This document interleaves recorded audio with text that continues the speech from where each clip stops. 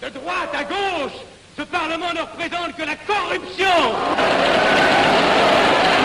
Vous, capitalistes, vous n'avez cessé de pousser la classe ouvrière à la misère. Et vous, communistes, vous avez cessé d'exploiter cette misère voulue par les capitalistes.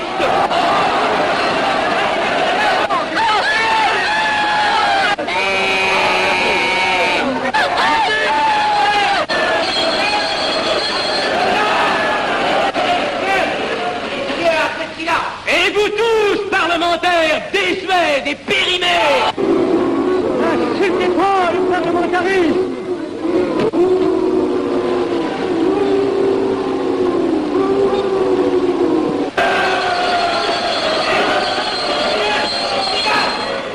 Messieurs, je vais lever la séance.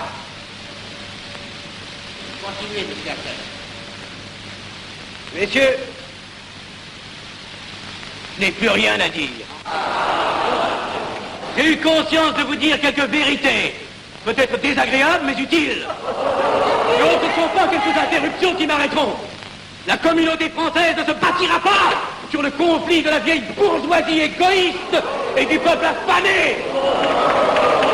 C'est pourquoi je ne voterai pas ce projet qui donne satisfaction au capitalisme international et serait le bon prétexte pour les communistes à accentuer nos divisions. Je ne le voterai pas. Je serai sans doute le seul à ne pas le voter, car il semble que par une étrange aberration, la Chambre tout entière soit prête comme toujours à trahir l'intérêt français au bénéfice de certains intérêts internationaux très particuliers.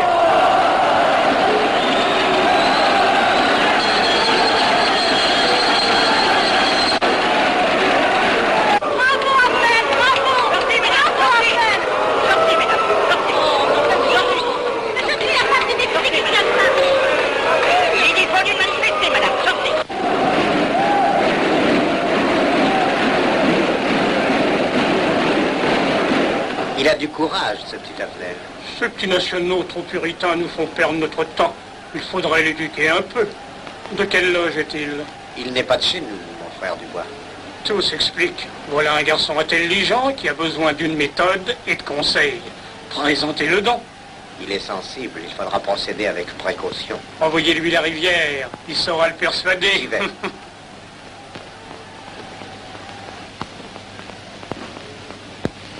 Mon cher vénérable, nous avons un service à vous demander. Enfin, dis donc, je vous suis tout dévoué. Le jeune Avenel qui vient de parler assez brillamment devrait subir les épreuves de l'initiation. La maçonnerie lui apporterait beaucoup et le disciplinerait. Ne croyez-vous pas? J'y pensais déjà. Nous allons nous en occuper activement. Alors, je suis brisé. Comment avez-vous trouvé mon discours? Excellent. Vous leur avez dit de fort bonne vérité. Ouais, ça n'a pourtant servi à rien, ils ont voté le projet. Ça ne sert jamais à rien de dire la vérité. Les gens n'aiment pas la vérité. Ils préfèrent de beaucoup les mensonges. Vous êtes cynique. Non. J'ai une certaine expérience politique, déjà ancienne. À propos, voulez-vous venir un peu avec moi? J'ai quelque chose à vous dire. Volontiers.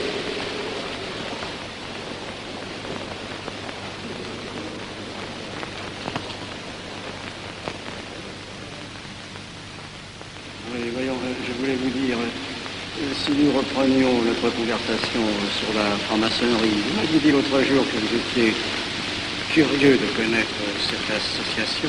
Ah oui, on en dit tantôt du bien, tantôt du mal. Je vous avoue que je n'aime pas beaucoup les sociétés secrètes. Ah, pardon.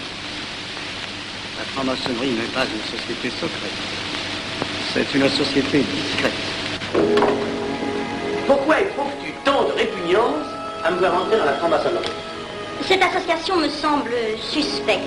Il ne doit y avoir que des arrivistes là-dedans. Non, voyons, nous sommes peut-être aussi des braves gens, animés d'un idéal sincère. Le texte qu'ils m'ont donné est rempli de bonnes idées. Tu me diras que ça n'est qu'un programme affiché à l'entrée. Mais il me paraît loyal. Tu es un honnête homme, mon chéri. Mais tu as un grand défaut. Ah, et lequel? Tu ne vois jamais le mal. Tu imagines que les autres sont bons comme toi-même. C'est pourquoi tu as toujours des déceptions. N'importe, je suis décidé à tenter cette expérience. Alors fais-la. Je souhaite me tromper. Quand dois-tu te présenter chez ces gens? Mercredi. Déjà.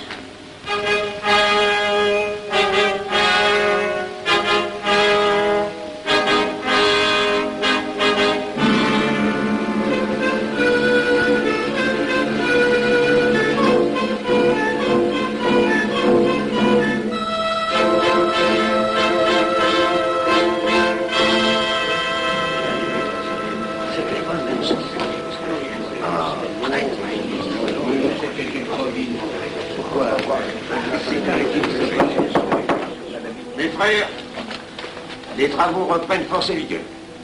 La tenue du comité a voté l'interrogatoire du profane Abnet. Nous allons lire les rapports confidentiels de nos enquêteurs. Pierre Avenel, né en 1902 à Laval, a fait sa première communion. Oh, mon frère Valérie, je vous en prie. Mais déclare ne pas pratiquer régulièrement. A même cessé de fréquenter l'église. Très bien. Mais s'avoue spiritualiste.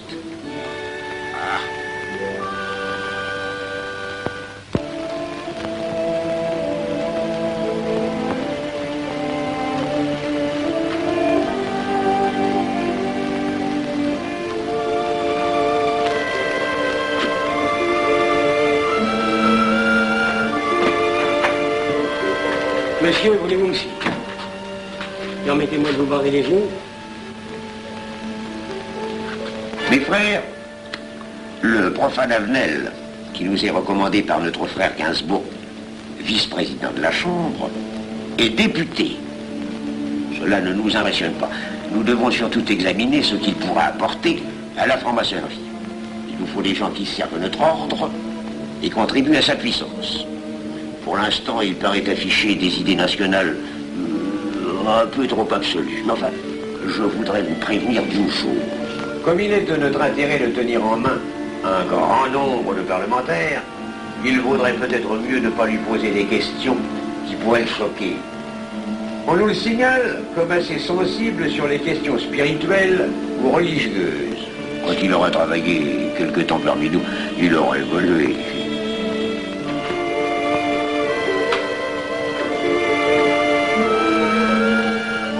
Et voilà, le silence le plus absolu, mes frères. Qui frappe ainsi régulièrement à la porte du temple? C'est un profane qui demande à être interrogé, vénérable maître. Faites entrer le profane.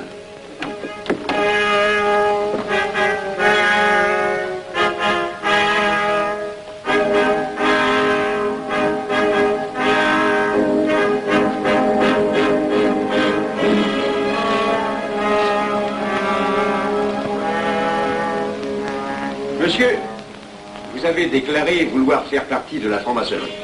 Mais nous désirons savoir qui vous êtes. Nous allons donc vous interroger sur vos sentiments, vos croyances, vos idées politiques. Répondez-nous sans vous troubler, mais en nous disant la plus stricte vérité. Consentez-vous à cet interrogatoire? J'y consens.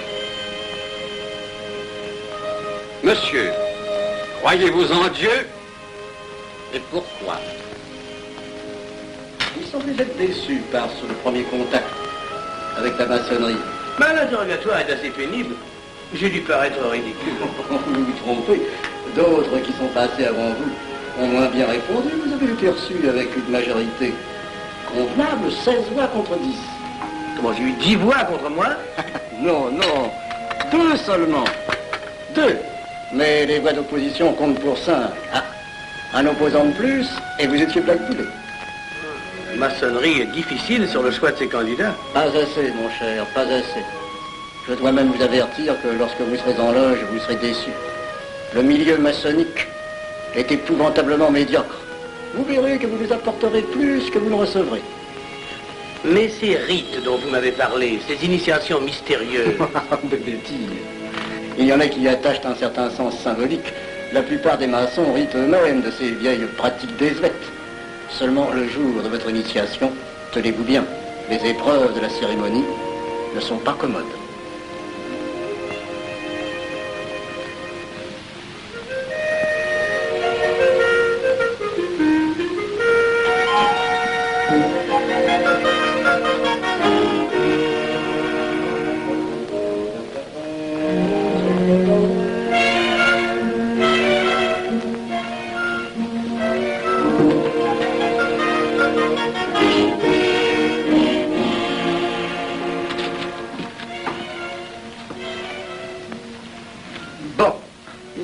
Attendez à la buvette, là. On viendra vous chercher. Mais c'est entendu, mon cher, je m'occupe de ton affaire. Tu peux compter sur moi. Mais c'est entendu. Excuse-moi, la tenue va commencer, je suis un peu en retard.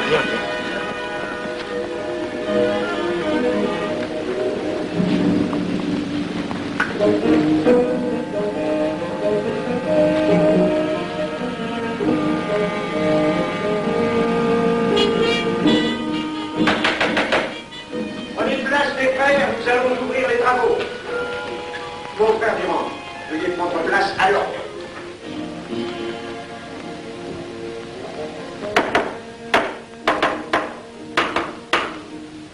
Frère premier surveillant, êtes-vous franc-maçon? Mes frères me reconnaissent comme tel, vénérable maître. Frère second surveillant, quel âge avez-vous? 3 ans, vénérable maître. Frère premier surveillant, quel est le premier devoir d'un surveillant en loge? Vénérable maître, c'est de s'assurer que le temple est couvert. Veuillez vous en faire assurer par le frère couvreur.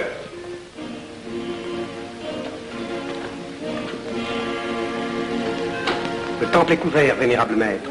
Frère second surveillant, quel est le second devoir des surveillants en loge? Vénérable maître, c'est de s'assurer que tous les frères présents sont membres réguliers de la loge ou visiteurs connus. Debout, et alors, mes frères. Frère premier et second surveillant, assurez-vous que tous les frères rangés devant vos colonnes sont membres réguliers de la loge ou visiteurs connus.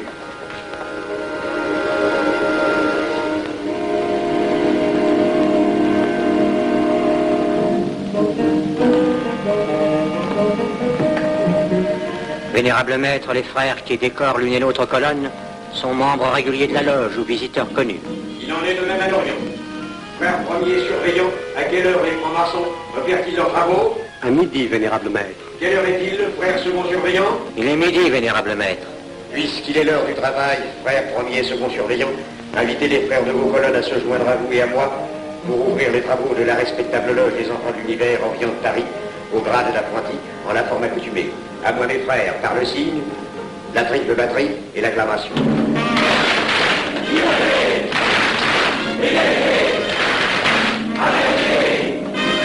Prenez place, mes frères, les travaux sont ouverts. Mes frères, L'ordre du jour appelle l'initiation du profane Avenel. L'atelier a voté dans une précédente tenue la mission du dit profane. Nous allons donc ce soir le recevoir solennellement. Mon frère couvreur, veuillez aller chercher le profane Avenel qui a écrit son testament philosophique dans le cabinet de réflexion.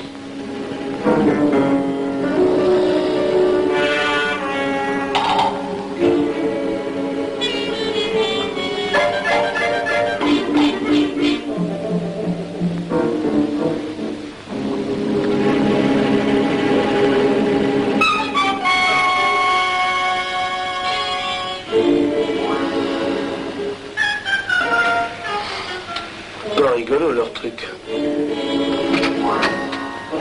Monsieur, veuillez me suivre.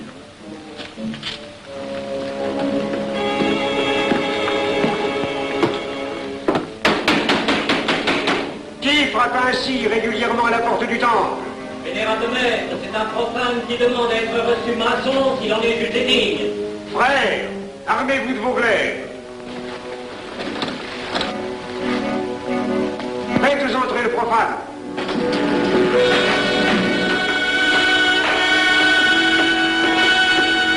Laissez-vous, monsieur.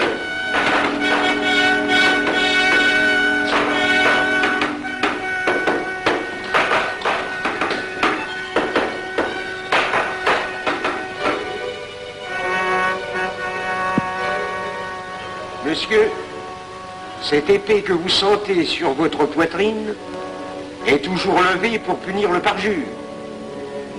Elle est le symbole du remords qui déchirerait votre cœur si vous deveniez traître à la société dans laquelle vous voulez entrer. Est-ce de votre propre volonté, en pleine liberté, que vous vous présentez parmi nous? Oui. C'est une institution qui ne procède que d'elle-même. Elle prend sa force dans la raison. Persistez-vous toujours dans vos intentions? Êtes-vous bien déterminé à vous soumettre aux épreuves, quelles qu'elles puissent être? J'y consens. En ce cas, confiez-vous à la main qui va diriger vos pas. Mais comme il serait imprudent de s'imposer des obligations dont on ne connaîtrait pas l'étendue, il est de la sagesse de cette respectable assemblée de vous dire quels seront vos devoirs si elle vous admet dans son sein. Le premier est un devoir absolu de secret sur tout ce que vous pourrez entendre et découvrir parmi nous, ainsi que sur tout ce que vous verrez et saurez par la suite. Je dois exiger de vous un serment prêté sur la coupe des libations. Consentez-vous à le prêter? Oui. Frère expert, faites approcher le profane. Et vous, maître des cérémonies, apportez la coupe des serments. Présentez la coupe au profane.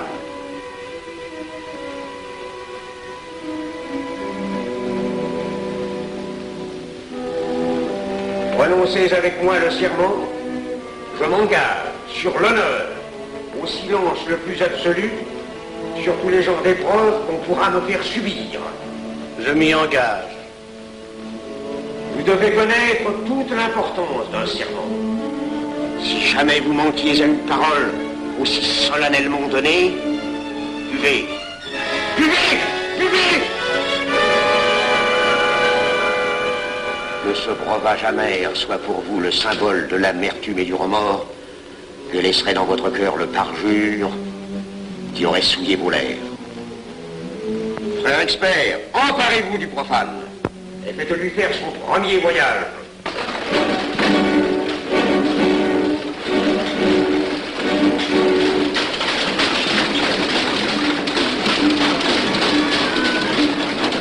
Là, c'est un profane qui demande à être reçu maçon. Comment ose-t-il l'espérer? C'est qu'il est libre et de bonne mœurs. Puisqu'il en est ainsi, qu'il passe.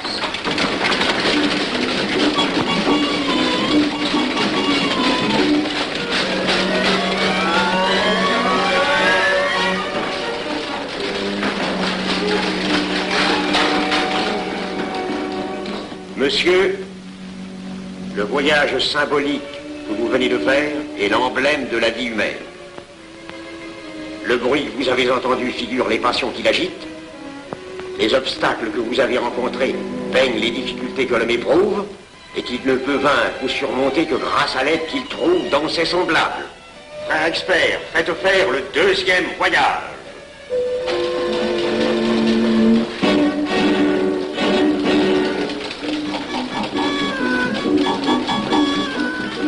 Qui va là? C'est un profane qui demande à être reçu maçon. Comment ose-t-il l'espérer? C'est qu'il est libre et de bonne mœurs. Puisqu'il en est ainsi, qu'il passe, et qu'il soit purifié par l'eau.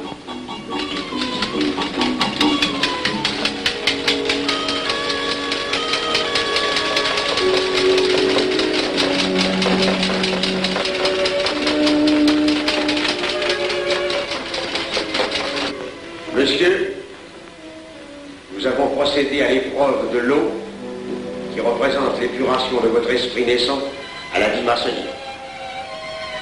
Votre cœur doit être limpide comme l'eau pure.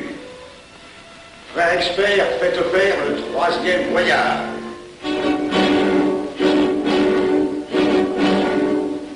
Qui va là? C'est un profane qui demande à être reçu maçon. Comment ose-t-il l'espérer? C'est qu'il est libre et de bonne mœurs. Puisqu'il en est ainsi, qu'il passe par les flammes.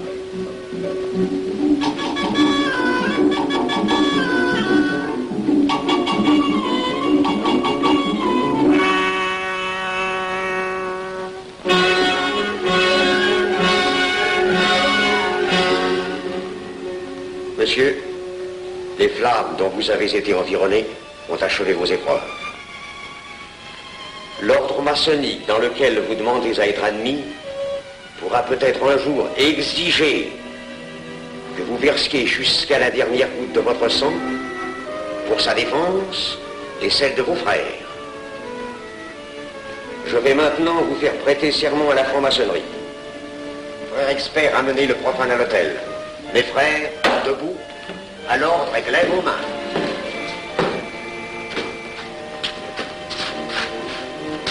Moi, Pierre Avenel. Moi, Pierre Avenel, de ma propre et libre volonté, de ma propre et libre volonté. En présence de cette respectable assemblée de maçons. En présence de cette respectable assemblée de maçons, Je jure et promets solennellement. je jure et promets solennellement De ne jamais révéler aucun des mystères de la franc-maçonnerie qui vont m'être confiés. de ne jamais révéler aucun des mystères de la franc-maçonnerie qui vont m'être confiés. Quelle idée saugrenue ton mari a-t-il de se faire recevoir franc-maçon? Je lui ai déconseillé tant que j'ai pu, mais tu sais comme il est entêté. Il va se trouver dans un milieu d'arrivistes si médiocre. On l'a pourtant bien prévenu. Pourvu qu'il ne lui arrive rien.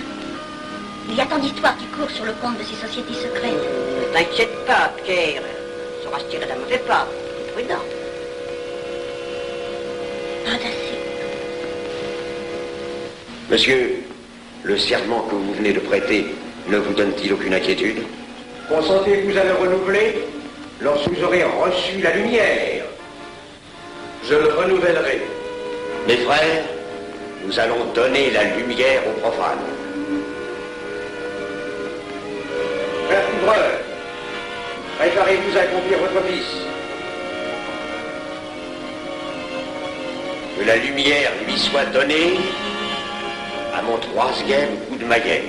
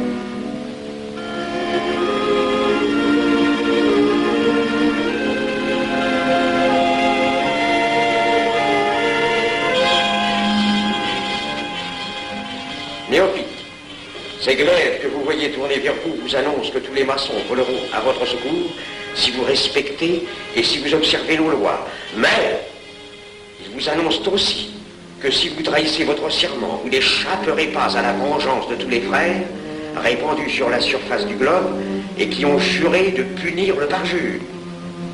Le jurez-vous, mes frères?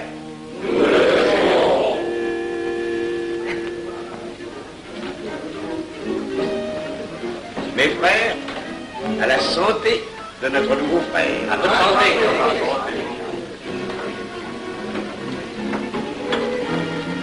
Mon très cher frère, qu'est-ce que vous pensez de cette soirée? Eh bien, c'est curieux. Cette cérémonie est très impressionnante. Mon cher frère, pourrais-je vous laisser ma carte au cas où vous auriez besoin de mes services? Je vends de tout. De la bonneterie, des chaussures, du savon à des prix invraisemblables. Tu permets, mon cher Lévi-Stein? Je t'en prie. Mon frère Avenel, nous allons bientôt vous mettre à contribution. Oui, un de nos amis de notre loge voudrait un bureau de tabac. Le Grand Orient est submergé de monde en ce moment. Avec vous, ça ira peut-être un peu plus vite. Volontiers. Je vous remercie. Ah, dans quelque temps, je vous parlerai aussi d'une autre affaire. Depuis plusieurs années, j'ai droit à la Légion d'honneur. Je ne m'en suis jamais occupé, je n'ai pas voulu déranger vos amis pour ça, on leur demande déjà tellement de choses, n'est-ce pas? Vous m'aiderez? À votre service. Merci beaucoup. Alors, on nous voit. Ah non, comme ça. Voyez-vous, des petits coups secs avec le pouce, là, comme ça. Pom, pom, pom. Essayez. Pom, pom, pom. Et ben voilà. Avec ce signal-là, on ouvre toutes les portes.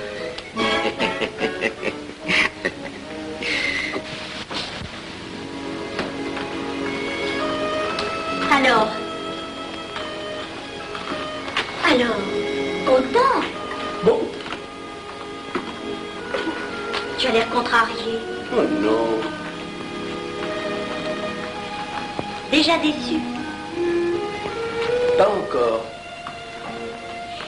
Tu me raconteras la séance. Ah, j'ai juré de ne rien dire. Même à moi? Écoute, c'était pas ridicule. C'était étrange.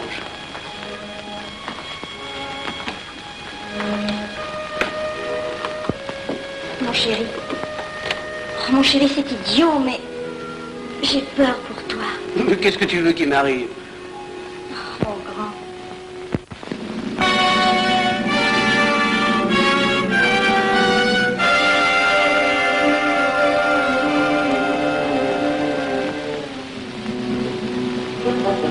Mon très cher frère Avenel, vous êtes député. J'ai un service à vous demander. Tous les détails sur la bureauterie.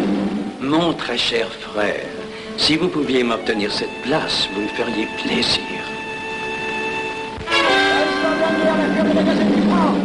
Mon cher, donnez donc un coup de téléphone au préfet, qu'il m'ôte cette contravention. Demandez la liberté, le scandale fascinateur. Mon très cher frère Avenel, j'ai besoin d'un bon témoin de moralité dans un procès. C'est un de nos frères qui passe en correctionnel. Il est bien un peu coupable, mais avec un peu d'appui. Et pour manifester cette solidarité maçonnique, je suis sûr que vous voudrez bien vivre. L'arrestation du banquier Charles Lévy. Le crime des banques coopératives. Un nouveau scandale financier. Il faut l'exclure, c'est une fripouille. Oui, évidemment, c'est une fripouille, mais puisque personne ne le sait, nous pouvons le garder parmi nous. Non! Mais je comprends très bien vos réactions, mon cher Avenel. Mais tenez, je vais vous citer un exemple. J'ai vécu pendant 20 ans en maçonnerie avec un frère que je considérais comme un escroc. Ben, je n'ai rien dit. Parce que c'était un excellent maçon. Nous ne sommes pas du même avis.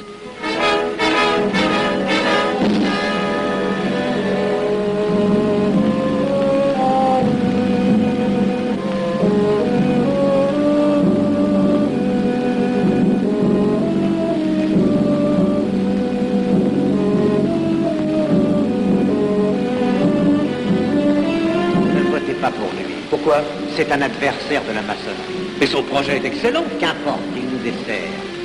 Vous n'avez pas l'air de mon ami. Non. Non, non et non, je ne ferai pas ce que vous voulez. Un vous demande de vous conformer à la discipline républicaine. La discipline républicaine et maçonnique. Je sais ce que c'est, allez, c'est une canaillerie.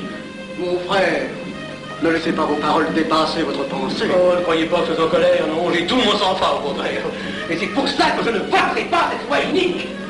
Vous détruisez ce pays en l'empoisonnant doucement. Avenel, vous ne parlez pas sérieusement. Mais vous ne comprenez donc rien.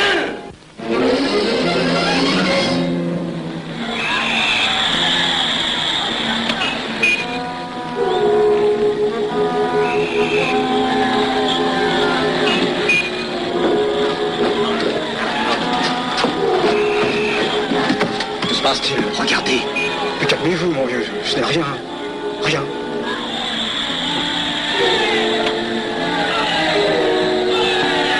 Que croyez-vous qu'on doit faire? Rien. Surtout rien. Pas de pareil cas que t'attends. Et croyez-moi, il n'y aura pas d'incident. Tous ces gens vont rentrer se coucher. Ils sont fatigués de leur crier.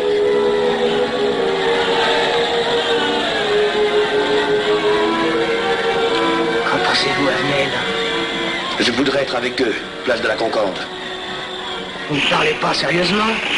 J'ai pas envie de rire.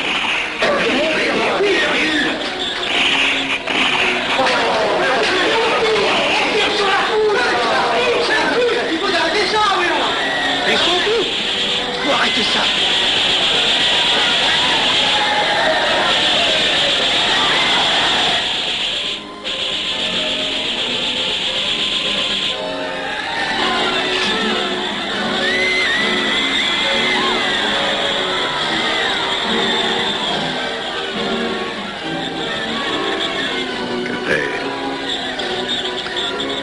Trop tard.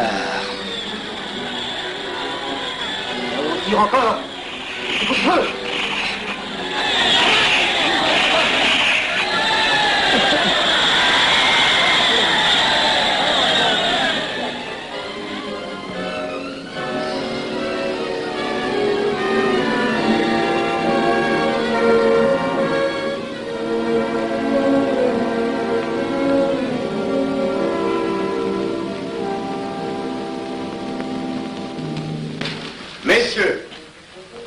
établi définitivement la liste des membres de la commission d'enquête. Tout le monde est bien d'accord pour la soumettre au vote de la Chambre. Pas d'objection? Le projet est accepté à l'unanimité. La séance est levée.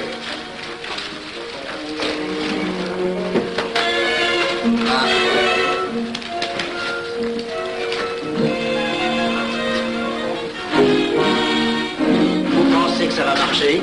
Je ne prévois pas d'opposition. Si cela est ainsi, nous risquons de nous en tirer. Je le crois sincèrement. Nos frères députés nous attendent dans un salon voisin. Ils sont impatients de vous entendre.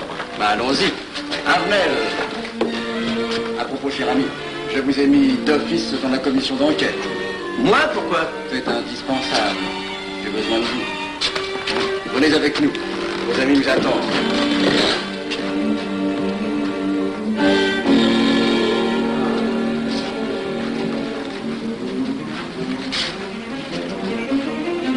Mes frères, puisque nous sommes entre nous, je puis vous dire bien confidentiellement que nous allons traverser ces événements graves sans trop de dommages.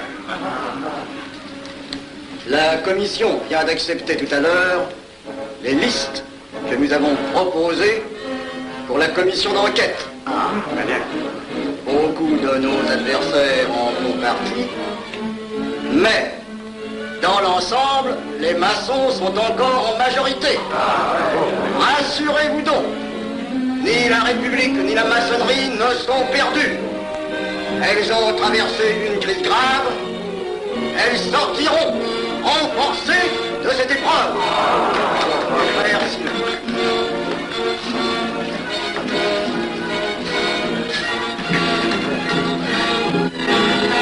Demandez l'anti-Marfond, le scandale de la commission d'enquête.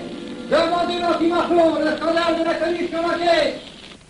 Vous me demanderez successivement le Quai d'Orsay, la Banque de France, l'état-major, le secrétaire général du Parti radical socialiste, le temps et les usines d'aviation Guerlain. Bien, monsieur.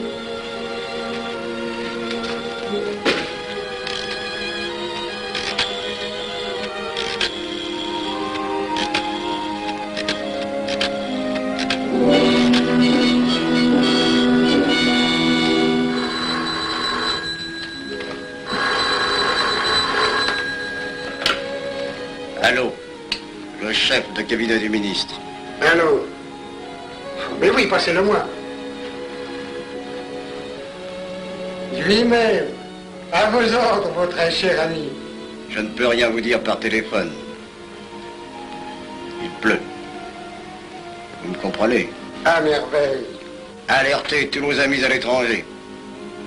Qu'en aucun cas, on ne parle de nous. Silence. Compris. Allô, ici Général Maisonnat. À vos ordres, mon cher Larivière. Je compte sur vous, mon cher général, pour que l'armée ne varie pas politiquement. Elle doit rester divisée, avant tout. Ne craignez rien, j'ai déjà procédé à des changements importants. Tous les officiers suspects d'être contre nous ont été éloignés de Paris et séparés les uns des autres. Mes frères, il est indispensable de franchir cette mauvaise passe. Il ne faut pas trop de mouvement de course. N'est-ce pas, mon frère sous-gouverneur? Nous maintiendrons la monnaie. La presse de droite doit essayer d'attaquer la presse de gauche. Pendant quelque temps. Pour donner le change. C'est entendu.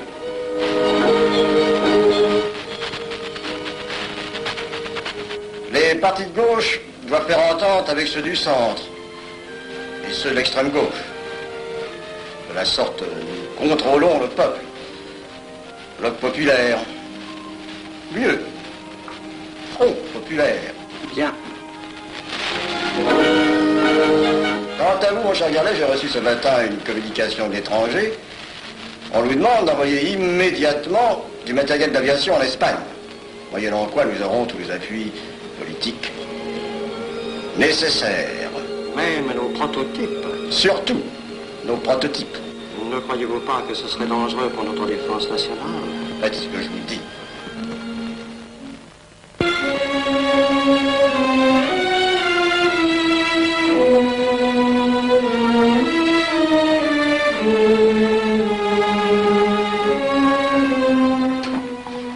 Monsieur Avenel. Faites entrer. Ah, bonjour, cher ami. Comment on va? Bien, merci. Ah, je vous ai fait appeler. Que se passe-t-il? On ne vous voit plus. Vous le boudez? Oh non. Cigarette. Non, merci. Dites-moi, pourquoi avez-vous refusé de faire partie de la commission d'enquête? Oh, j'ai beaucoup de travail en ce moment et je fais déjà partie d'autres commissions. Avenel, répondez-moi franchement.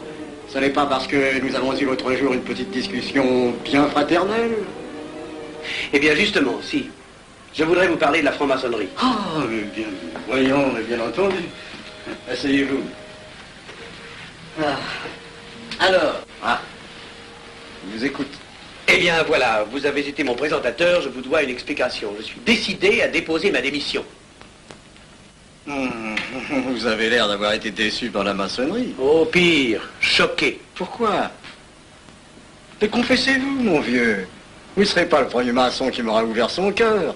Qu'est-ce qu'on vous a fait? Mais à moi, personnellement, rien. Mais je trouve ce milieu maçonnique... Pourri d'arrivistes écœurants. Je vous l'accorde. Ah, ben, je ne vous le fais pas dire. Oh, croyez-vous que je sois dupe? Ben, alors je ne comprends pas. Tant de vertu affichées sur le programme à la porte.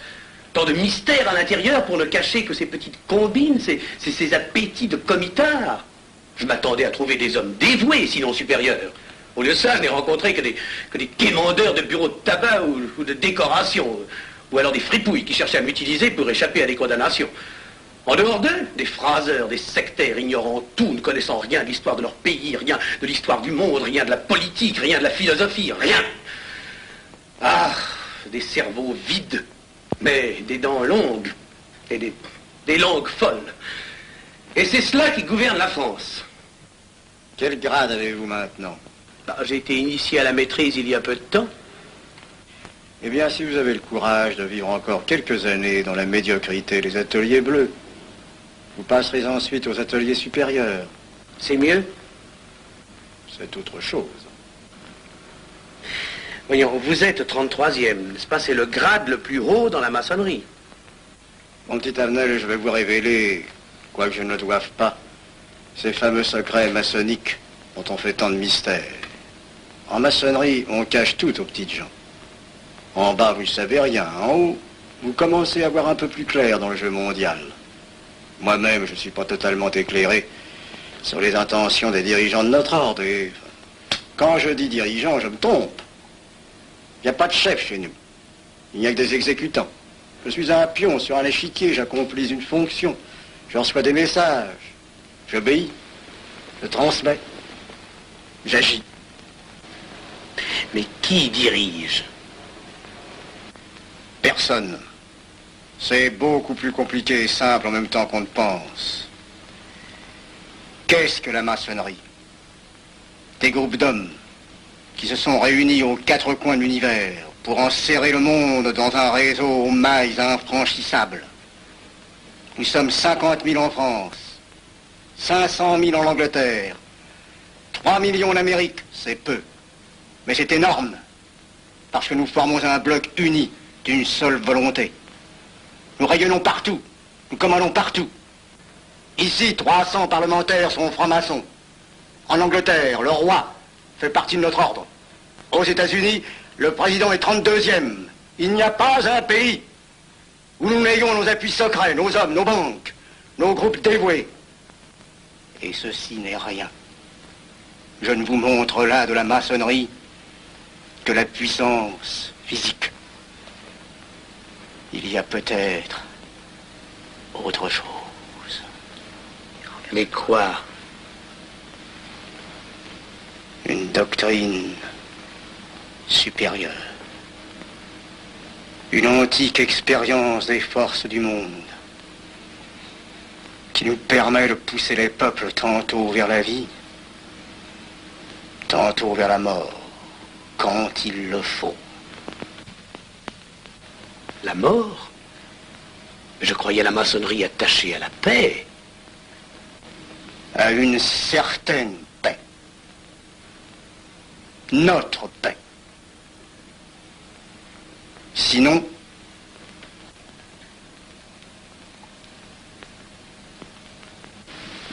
alors, cette démission, je vais réfléchir.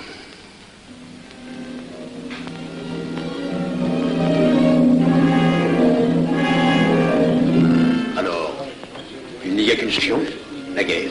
Pour réussir à déclencher la guerre, la maçonnerie a besoin de tous ses hommes. Sur combien de voix pouvons-nous compter à la Chambre? Nos frères parlementaires sont à peu près tous sûrs. Sauf un, que j'oserais nommer, car il fait partie de notre loge. Dis donc, Avenel. Il tient des propos contre le Grand Orient qui l'accuse de vouloir déclarer la guerre à l'Europe. je n'ai jamais eu confiance en ce type-là. C'est une faute de l'avoir laissé entrer ici. Nous pouvons encore leur amener de meilleurs sentiments. Je doute que vous réussissiez. Qui sait? Nous avons peut-être les moyens pour ça.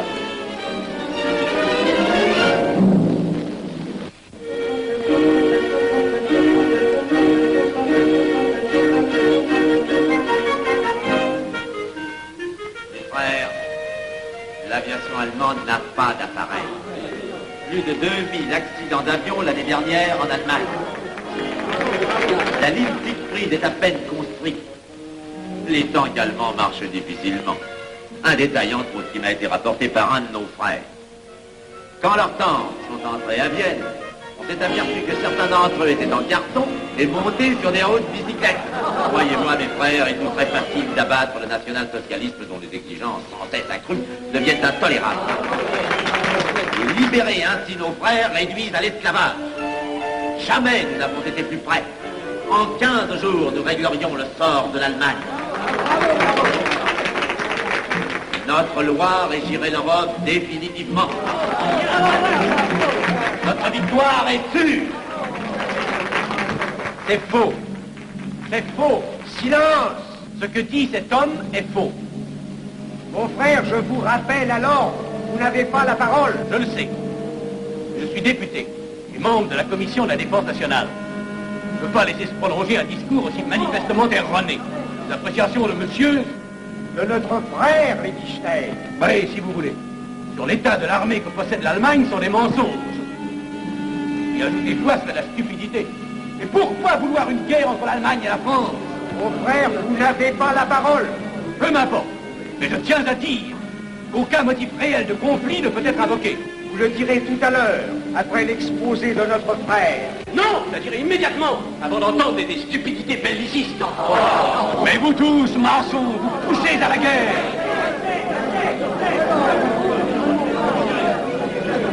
Pour que ce pays soit gouverné par vos lois, par les Juifs, et la maçonnerie surtout. Le peuple français ne se battra pas pour défendre une idéologie fumeuse, un régime ignoble, une république pourrie. Mon frère Avenel, je vous prie de couvrir le temple.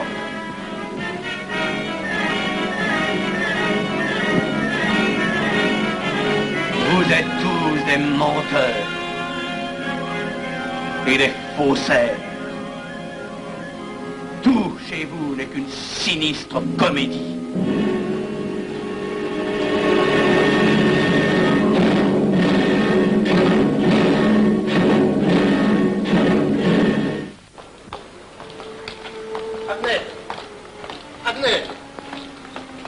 Avenel, excusez-moi, comme vous, j'habite Neuilly, c'est pourquoi je me permets de vous rejoindre. Mais vous avez fort bien fait, monsieur. J'étais près de vous à la tenue. Je voulais vous féliciter. Oh, merci. Vous avez très bien fait de leur crier des vérités. Ce sont des fous. Malheureusement, il est impossible de leur faire entendre raison. Les événements sont pourtant indiscutables. Oui, oui. Dites-moi, j'ai des documents confidentiels sur l'action actuelle de la maçonnerie qui peut-être vous intéresseraient. Des documents? Oui, oui, des documents. Vous êtes député, il serait utile et urgent que je vous les communique. Mais je crois bien, où sont-ils? Chez moi, pas très loin d'ici. Si vous avez quelques minutes. Et volontiers, allons. Alors, qu'est-ce qu'on décide? Pétard ou couteau? Le couteau, ça fait moins de bruit. attention, voilà.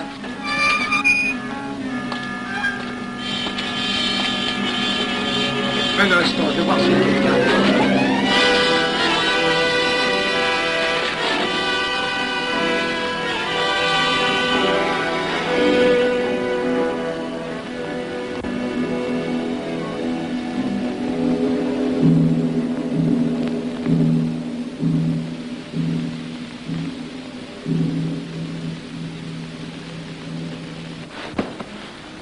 t'inquiète pas, mon chéri. Tu guériras vite. Le docteur a dit maintenant que tu étais sauvé, à condition d'être sage.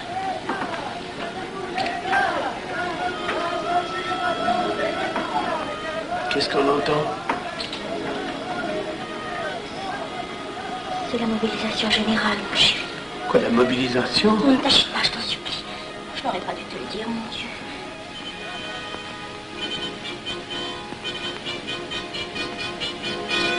T'en fais pas, mon chéri. Tu reviendras vite.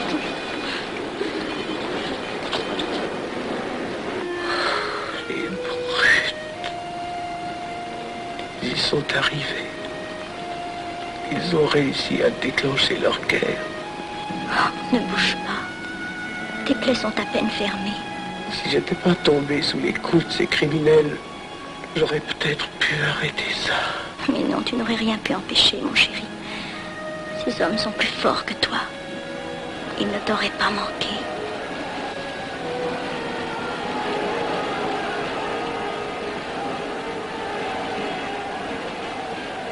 Qu'est-ce que c'est?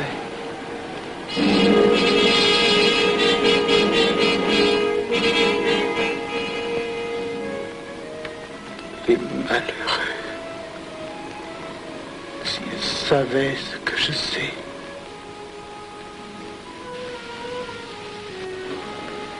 Mes frères, nous pouvons affirmer en toute sérénité que la franc-maçonnerie universelle a présentement atteint son but.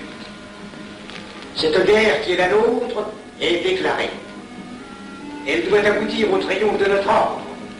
Il importe que le monde soit définitivement gouverné selon nos méthodes et par nos idées.